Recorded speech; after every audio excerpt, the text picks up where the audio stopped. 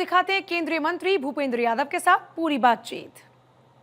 स्वागत का भारत 24 के इस मंच पर।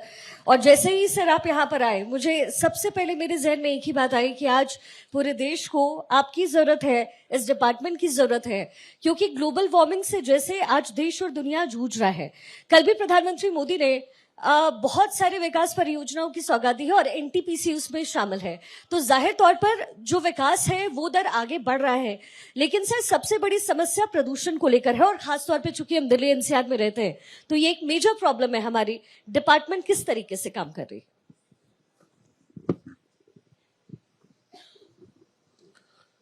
सबसे पहले तो आपको धन्यवाद और आपके टीवी को धन्यवाद कि उन्होंने विकसित भारत लीडरशिप समिट का आयोजन किया। और आपका जो प्रश्न है ये विकसित भारत से जुड़ा हुआ प्रश्न है, क्योंकि प्रधानमंत्री नरेंद्र मोदी जी की कल्पना में विकसित भारत में इकोलॉजी और इकोनॉमी दोनों स्ट्रांग होनी चाहिए। पर्यावरण की रक्षा होनी चाहिए, पर्यावरण के प्रदूषण पे नियंत्रण होना चाहिए जी। जो सबसे बड़ा कारण है कि हम एक ऐसे दौर में रह रहे हैं जो एनर्जी बेस्ड सोसाइटी हमारी है। अब ये जो इतना एनर्जी का कंजम्पशन है, इसका साइड इफेक्ट ये है कि उतना ही कार्बन एमिशन होता है एनर्जी के उत्पादन में।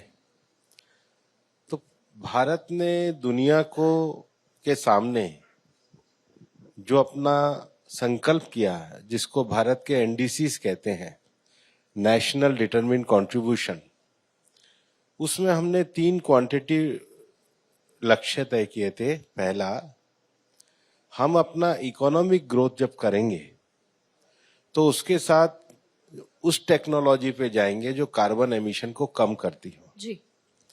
इसका जो लक्ष्य हमने 2030 के लिए 40% रखा, उसको हमने 2021 में प्राप्त किया। जी। दूसरा लक्ष्य भारत ने यह दिया कि एनर्जी उत्पादन में भारत जो अपनी क्षमताओं को बढ़ाएगा, उसमें रिन्यूएबल क्षेत्र में क्षमताओं को बढ़ाएगा जिससे कार्बन एमिशन कम हो। जी। और उसको लेकर के भी हमने अपने लक्ष्य को प्राप्त किया। लेकिन जो सबसे बड़ी समस्या है कि हमारे मेजर सिटीज जो हैं वो पॉल्यूशन के शिकार हैं, और उस पॉल्यूशन का कारण एनर्जी उत्पादन के साथ साथ व्हीकल पॉल्यूशन है, इंडस्ट्रियल पॉल्यूशन है, कंस्ट्रक्शन है, पेड़ों का कम होना है, डस्ट है। और उसके लिए हमने एनकैप के अंतर्गत, नेशनल क्लीन एयर प्रोग्राम के अंतर्गत 131 सिटीज को चुना और उनमें क्या नवाचार हो सकते हैं, क्या नए प्रयोग हो सकते हैं, और अब हम उनकी लगातार एक रैंकिंग भी बनाते हैं। जी। और जो भारत सरकार के अलग अलग मंत्रालयों की योजना चलती है, चाहे हमारा ट्रांसपोर्ट डिपार्टमेंट हो, कंस्ट्रक्शन के लिए रोडवेज हो, अर्बन प्लानिंग हो, इन सबको कोऑर्डिनेट करके 16 मंत्रालयों को कोऑर्डिनेट करके उनकी स्कीम का जो स्टॉप गैप अरेंजमेंट है, उसके द्वारा हम शहरों के पॉल्यूशन सुधारने में लगे हुए हैं। लेकिन शहरों को हरा भरा बनाने के लिए प्रधानमंत्री जी ने एक बड़ा अभियान भी दिया है, एक पेड़ माँ के नाम। और अपने अपने शहर में अगर सब एक एक पेड़ अपनी माँ के नाम पे लगाएंगे तो ये मैं इसलिए कह रहा हूं कि यही समय है पेड़ लगाने का। 5 जून को स्वयं प्रधानमंत्री जी ने दूसरी बार इस वृक्षारोपण का कार्यक्रम दिल्ली रिज पे किया ही है। जी। हमारे सामने स्वामी जी बैठे हैं, वो तो पेड़ लगाने के प्रति पूरे जुनून की तरह काम करते हैं। तो सब मिलकर के पेड़ लगाइए, धरती माँ को हरा भरा बनाइए और प्रदूषण को कम भी कीजिए। बिल्कुल, सबके सहयोग की जरूरत है किसी भी राष्ट्र निर्माण में। सर, दिल्ली एनसीआर के प्रदूषण की जो बात होती है और जो हालिया जो अभी रिपोर्ट आई है, ये काफी ज्यादा अलार्मिंग है। सिर्फ ग्रैप लागू करना, क्या इसका कोई ऑप्शन या विकल्प नजर नहीं आता आगे? क्योंकि सर इससे लोग भी बहुत प्रभावित होते हैं। गाड़ियों पे हम ऑड इवन लगा देते हैं या जो भी सिचुएशन क्रिएट होती है सरकार फैसला लेती है। क्या किसी और विकल्प के बारे में इस समय हम सोच रहे हैं? ग्रैप सिर्फ नहीं होता है। ग्रैप का क्या अर्थ है? बताइए। अलग अलग फेजेस में लगते हैं सर। नहीं है क्या प्रदूषण को है, कम ग्राफ क्या है? बेसिकली जो प्रदूषण का लेवल है वो बढ़ता है तो अलग फेजेस में हम लगाते हैं। नहीं तो क्या है ये? अलग अलग फेसिस पे प्रदूषण बढ़ने के कारण होते हैं। जी तो जो सबसे, आप ऐसा तो नहीं है कि दिल्ली में सारी आबादी की सब गतिविधियां एक साथ बंद करेंगे। तो पॉल्यूशन में जिन गतिविधियों का कंट्रीब्यूशन ज्यादा है उनको पहले बंद किया जाता है। स्टेज 1, स्टेज 2, स्टेज 3 किया जाता है। ये एक तरीके से ग्रेटर रिस्पांस है एक्शन प्रोग्राम का। तो ग्रैप लगाना ये पूरा एक साइंटिफिक तरीके से सिस्टम को तय किया है कि दिल्ली में किन गतिविधियों को प्राथमिक स्तर पे तुरंत बंद किया जाएगा, फिर सेकंड स्तर पे, थर्ड स्तर पे। क्योंकि पॉल्यूशन का जो एक बहुत बड़ा कारण है वो कार्बन का उत्सर्जन है और वो मानवीय प्रकार के विभिन्न गतिविधियों के कारण होता है। फिर इसको नापोगे कैसे? तो PM 2.5, PM 10 एक पैरामीटर्स होते हैं कि हवा में कौन कौन से कण हैं जो प्रदूषण को फैलाते हैं। तो हवा की गुणवत्ता और क्वालिटी कैसी है? तो सुप्रीम कोर्ट के भी परामर्श से, विभिन्न नागरिक संगठनों के परामर्श से, विभिन्न साइंटिफिक जो इंस्टीट्यूशन है उनकी रिपोर्ट से हमने एक व्यापक पॉलिसी बनाई है और ये पॉलिसी काफी सक्सेसफुल सिद्ध हुई है। इसलिए मेरा आपसे आग्रह रहेगा, इसको सिर्फ ग्रैप ना बोलिए। सिर्फ ग्रैप में अगर आपका कोई सुझाव हो तो आप भी दीजिए, उसको भी शामिल कर देंगे। जी सर, कार्बन इमिशन जिसका जिक्र आपने किया भी, लेकिन देश अब उम्मीद करता है कि नेट जीरो कार्बन इमिशन की तरफ हम आगे बढ़े और गाड़ियों में भी जो डेवलपमेंट हो रहे हैं, जिस तरीके के सर ईवीज आ रहे हैं अब, और प्रधानमंत्री मोदी इसको सपोर्ट भी कर रहे हैं, परिवहन मंत्रालय की तरफ से भी सपोर्ट किया जा रहा है, लेकिन इसको आप एग्रीगेट करके कैसे चल रहे हैं? अगर मैं सर बिजनेस के पर्सपेक्टिव से भी बात करूं। देखो, देश उम्मीद नहीं कर रहा है, देश ने संकल्प किया है। प्रधानमंत्री नरेंद्र मोदी जी का ये विजन है।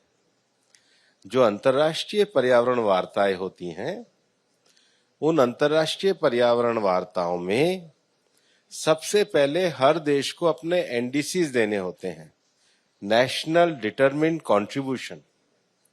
भारत दुनिया के उन चुनिंदा देशों में है जिन्होंने अपने एनडीसीज के प्रमुख लक्ष्यों को समय से 9 साल पहले पूरा किया है और रिवाइज एनडीसी पेश किए हैं।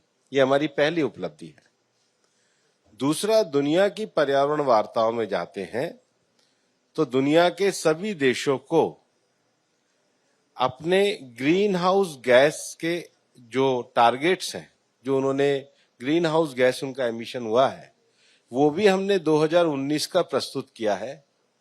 और तीसरा, प्रधानमंत्री नरेंद्र मोदी जी के नेतृत्व में भारत ने 2070 के नेट जीरो के अपने लक्ष्य को दुनिया के सामने रखा है।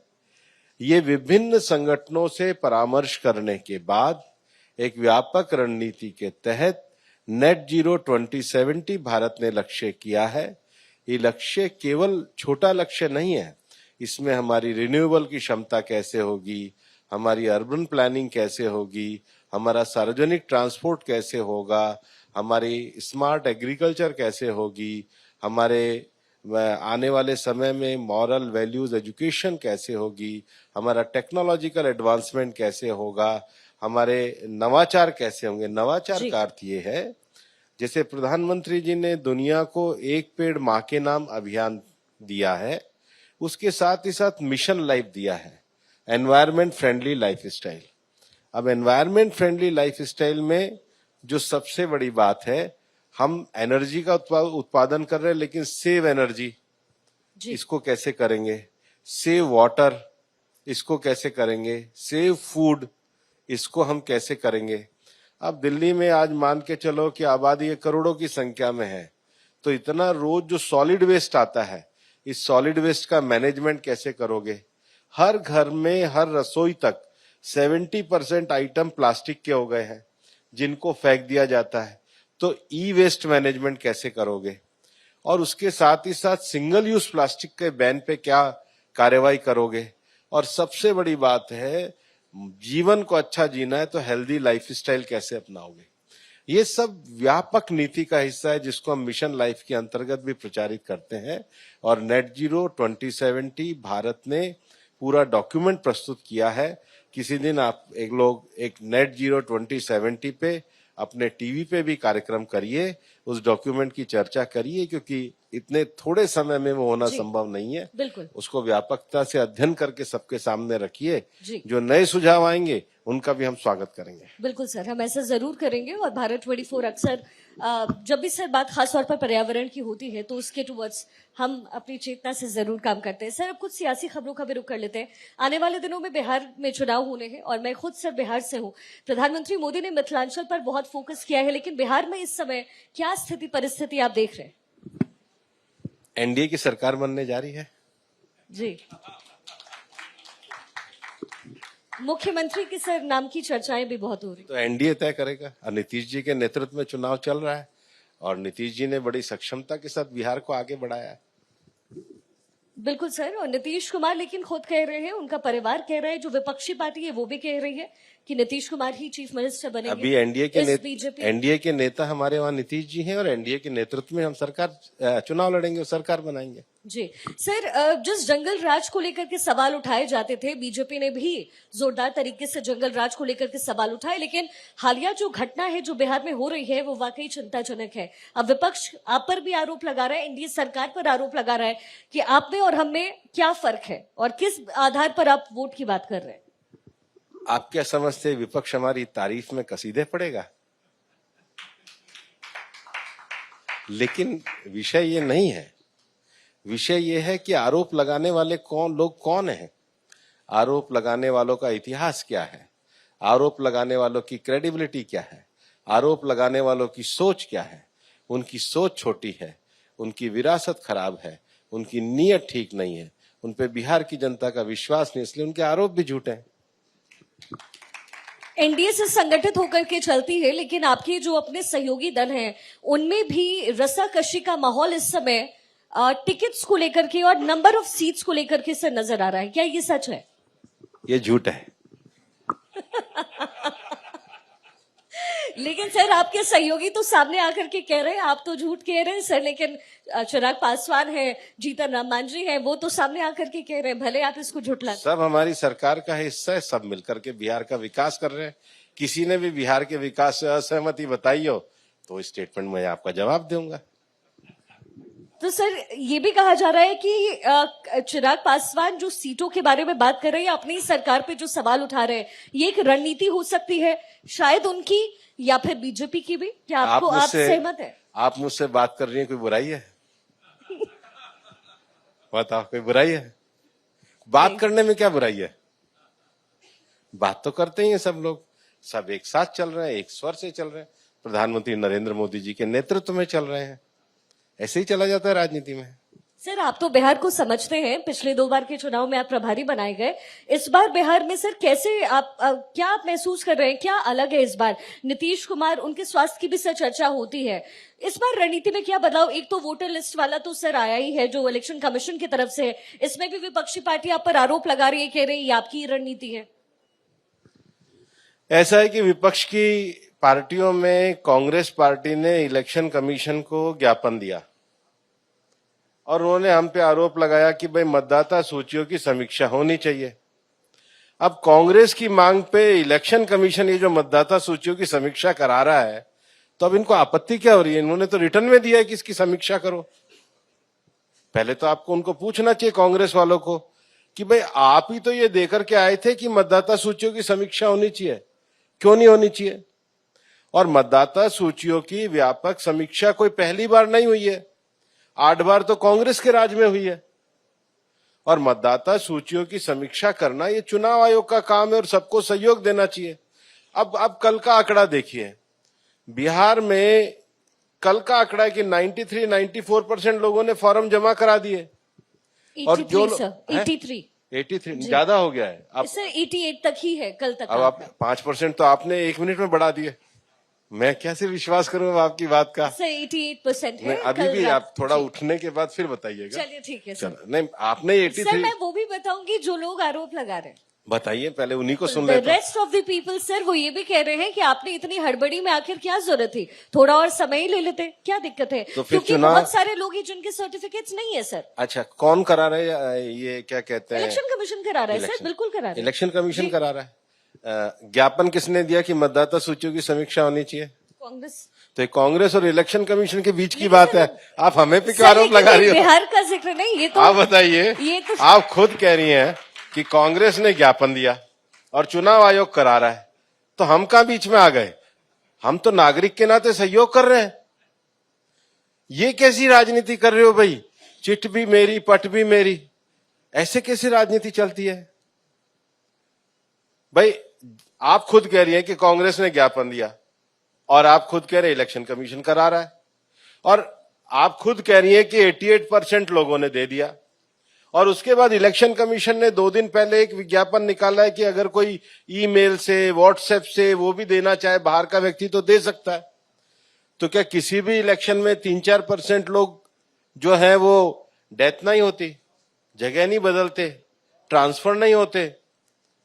और फिर ये जो पूरी प्रक्रिया है ये 3 लेवल पे है। जी जी अब आप बताइए, आपको पता है तो? सर 3 लेवल पे ये है कि पहले मतदाता सूची पब्लिश होगी, फिर उनके ब्लॉक के स्तर पे होगा, फिर जिला स्तर पे होगा, फिर चुनाव आयोग के स्तर पे होगा।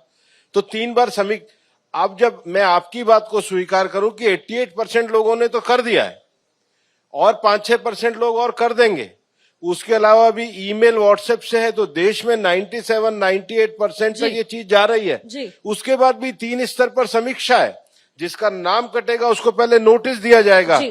तो इससे ज्यादा ट्रांसपेरेंट सिस्टम क्या है? बिल्कुल।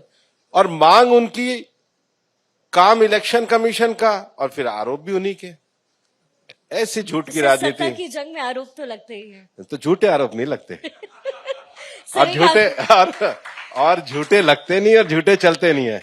इसलिए जो आपने मेरे से शुरू में प्रश्न पूछा ना, जी मैंने जो कहा कि भाई जो विपक्ष अपनी विश्वसनीयता खो चुका है उनके आरोपों का क्या जवाब देना। जी अब आप ही खुद कह रही हो कि सर ये तो झूठे मूठे लगा रहे हैं, तो नहीं मैं सर, धन्यवाद ऐसा देता मैंने हूँ। नहीं कहा सर, मैंने सिर्फ उनकी बात आपके सामने रखी। सर एक आखिरी सवाल आपसे मेरा, और वो भी इसलिए क्योंकि मुझे शायद लगता है कि आप जवाब ना भी दे, लेकिन मेरे नहीं, पास मैं- ये कहने को होगा मैं सर पहले कि मैंने स्पष्ट ये कर सवाल दूं। पूछा और आपने जवाब दिया। राष्ट्र अध्यक्ष के नाम को लेकर चर्चा हो रही है, सर ने भी इसका जिक्र किया। क्या मैं फ्यूचर राष्ट्र अध्यक्ष से बात कर रही हूँ इस समय इस मंच पर? ना, अभी नहीं कर रही।